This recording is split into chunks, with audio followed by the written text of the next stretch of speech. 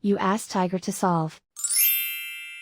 This deals with linear equations with one unknown. The final result is m equals -8. Let's solve it step by step. Group all constants on the right side of the equation. Add 6 to both sides. Group like terms. Simplify the arithmetic.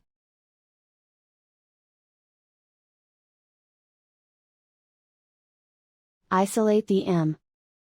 Divide both sides by -2. Cancel out the negatives. Simplify the fraction. Move the negative sign from the denominator to the numerator.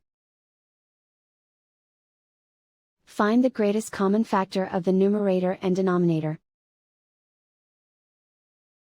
Factor out and cancel the greatest common factor.